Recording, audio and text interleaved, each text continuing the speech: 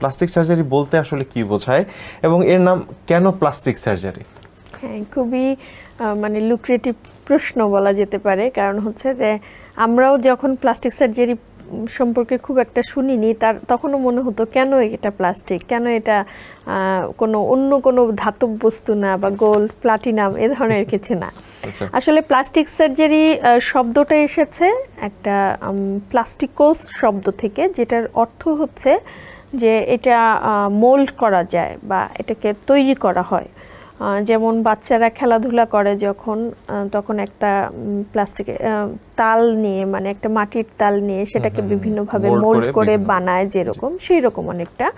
তো এটা হচ্ছে যে আমাদের মূল যে প্রিন্সিপাল সেটা হচ্ছে like with like.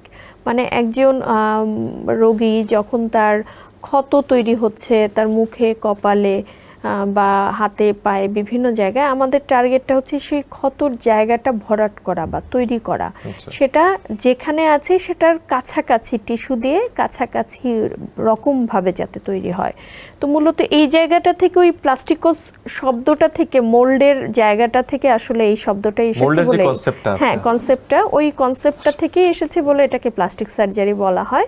R plastic surgery বলতে আসলে এটা আমাদের শরীরের সব জায়গায়, অর্থাৎ মাথা থেকে পা পর্যন্ত, অনেক সময় শরীরের ভেতরেও প্রয়োজন হয়, কিন্তু বহির্ভাগে মোটামুটি মানে কোনো একটা অংশ না। যেমন নাক কান গলার ডাক্তাররা নাক কান গলা, গ্যাস্ট্রো ইন্টেস্টাইনাল সার্জারি শুধুমাত্র খাদ্যনালী।